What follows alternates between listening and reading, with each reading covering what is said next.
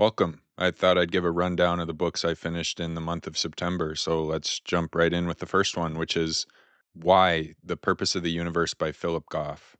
This is a fun and philosophical examination of both cosmology and consciousness, with the particular focus on the fine tuning problem in physics, which is the observation that the universe appears to be delicately tuned for life. Even a tiny tweak to any of about 2 dozen parameters would lead to a barren universe completely devoid of life or any complexity. And Goff gives particular focus to the fact that everything of great value, including meaning, purpose, love, beauty, exists within that very narrow range of numbers that we find in our physics. A common answer to the fine tuning question is the anthropic response, which says, of course, the constants are set in a way that allow for life to emerge. If they hadn't been, then we wouldn't be here to wonder about it.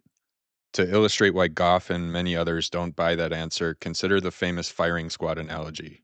Imagine 5 expert shooters are at close range. They all miss. Wow, that's pretty lucky. They all miss again, and again, and again. You start wondering if you're being pranked. It can't be that much of a coincidence. But then you remember anthropic reasoning. Of course they keep missing. If they hadn't, you wouldn't be here to reflect on it. To most of us, that doesn't seem like the right logic to arrive at, and Goff says that fine tuning is similarly unlikely to be a coincidence. He argues that it points to there being a fundamental cosmic purpose built into the order of things, that the fixed numbers that we see in our physics are as they are precisely because they allow for a universe of great value. He goes into an interesting discussion of the relationship between evidence and theory and offers up what he calls the likelihood principle. Rather than asking how likely the theory is, ask how likely the evidence is. For example, for the value selection hypothesis, you'd ask 2 questions. Supposing the theory is true, how likely is it that the constants of the universe would be fine tuned for life? And supposing the theory is false, how likely is it that the constants of the universe would be fine tuned for life? The answer to that latter question is incredibly unlikely. Well, the answer to the first question, according to Goff, is not unlikely.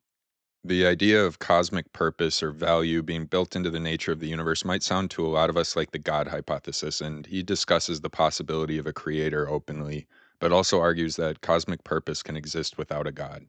He favors panpsychism, the theory that consciousness is fundamental in nature and present in some small way in all matter, even atoms that make up inanimate objects like rocks. He takes it a step further in this book, proposing that agency is fundamentally present in nature, that the stuff that makes up our universe is fundamentally rational, acting in its own interest, however simple or crude those rational choices are at the atomic level. This is obviously a very speculative book, and I did have a few issues with it. He argues against the multiverse and the many worlds interpretation of quantum mechanics, but didn't do that good of a job of steel manning their argument, in my opinion. He presents many worlds almost like it was concocted to solve the fine tuning problem. Many worlds theorists, at least the ones that I've read, like it because they think it's the cleanest interpretation of quantum mechanics. And its ability to solve the fine tuning problem kind of just comes as a byproduct. If every possible universe exists on some branch of the wave function, then of course a universe like ours exists. It seems like he would have benefited from at least running the sections that talk about the multiverse past people who actually hold those beliefs. There also isn't a consensus in physics that the apparent fine tuning is a problem. Goff presents it as though the conventional view is of a giant dice roll where all the dice just happen to land in the tiny range of numbers that allow for complexity in life, but it's still very much an open question whether that's the case. And the book sort of goes off the rails altogether at the end. He strangely launches into policy recommendations and has an addendum where he argues for high tax rates. It's also worth pointing out that there were a number of pretty basic typos throughout the book. You wonder if some corners might have gotten cut in the review process. It seems to me like a good editor would have caught the typos and probably told him to take out the last chapter and the addendum. Either way, it was fun to read his case for cosmic purpose, even if his method of explaining why the purpose exists didn't leave me fully convinced. Big questions about the universe are hard to solve, and I'm glad that smart people are publishing their ideas. I definitely lean in his direction of believing that consciousness is a fundamental quality of the universe, but panpsychism strikes me as an awkward baby step away from materialism because it's still bound to the physical atoms. And I just struggle to accept the idea that particles inside of a rock or a table have some level of conscious experience, even a very primitive one. But what do I know? I'm just a cartoon character on YouTube. Moving on from fundamental consciousness to fundamental morality. In The Moral Landscape, Sam Harris argues against the idea that rights and wrongs are subjective and makes the case for moral realism, which is the idea that there are fundamental moral truths that exist, ones that don't depend on the culture you were raised in or any other variables. And he says that the only possible way we can know about moral values is through conscious experience. And since conscious experiences correlate with our bodily and brain states, then, at least in principle, we should be able to learn certain facts about morality through scientific investigation. That doesn't mean that there should always be one sole answer to every question, and he illustrates this with his central metaphor of the moral landscape, the image of a terrain with many peaks and valleys, allowing for a real diversity in how people can live moral lives. But although there are many ways to live the good life, it's clear that certain capacities, such as compassion and kindness, point us up the landscape, while others, like hatred and cruelty, point us down. It's compared to the idea of good health. There isn't one correct diet and exercise routine that optimizes health for everyone, but it's clear that eating fresh food and moving around once in a while is superior to drinking poison and being completely sedentary. And Harris's main point is that the basic facts about right and wrong, good and evil, must transcend cultural norms. To give an extreme example, whether human sacrifices are right or wrong doesn't depend on what culture you live in. And morality can't depend on perspective. The solution to a moral dispute between an employee and an employer shouldn't depend on which side of the table you find yourself on. It is a Sam Harris book, so about 25% of the words are spent trashing religion, but the central metaphor I think is useful and can be applied to other things in life beyond just morality, health, as he mentioned, but also questions like purpose and meaning. And for an excellent study of how individual morality presented itself during one of the highest pressure situations in history, we turn to The Altruistic Personality by Samuel and Pearl Oliner. At the height of the Nazi reign in Europe, about 280 million people lived under their rule. And yet, based on even the highest estimate, less than one half of 1% of the population made the choice to help rescue Jews from persecution.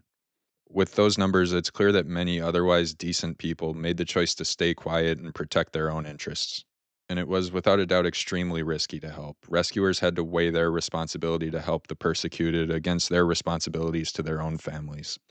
But what separated people who participated in the rescue efforts from those who didn't was the willingness to act in the face of that danger.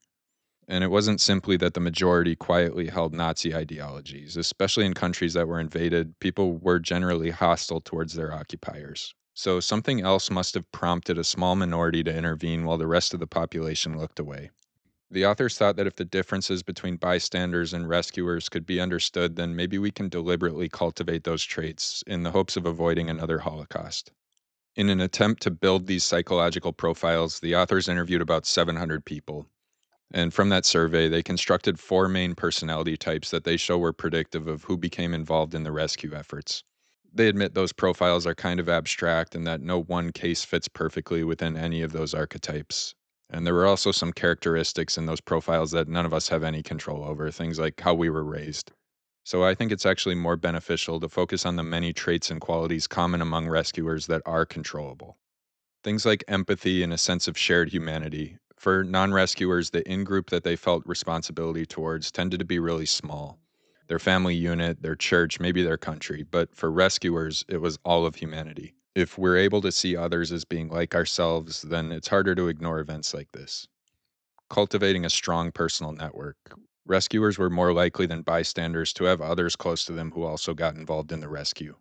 Maintaining close contact with a diverse range of people. Many of the rescuers lived and worked among Jews, and because of these close relationships, it was impossible to ignore the wartime events affecting Jewish people. Having a clear moral code, knowing what you believe and why is vital. And possibly most importantly, a strong sense of personal efficacy. In the same situation, many bystanders were quoted as saying what was happening was bad, but there was nothing they could do about it, whereas people who acted obviously knew that they were not powerless. Even if they couldn't stop the Holocaust on their own, they knew that there was something they could do to help even one person. Throughout the book, the authors leaned on direct quotes from their interviews. This structure really helps to illustrate the clear differences in attitudes, even given the same circumstances, between people who helped and people who stood by. One of the main points I'll take away from this is how the people who helped did so almost instinctively. Once they were given the chance to help, they hardly spent any time at all deliberating.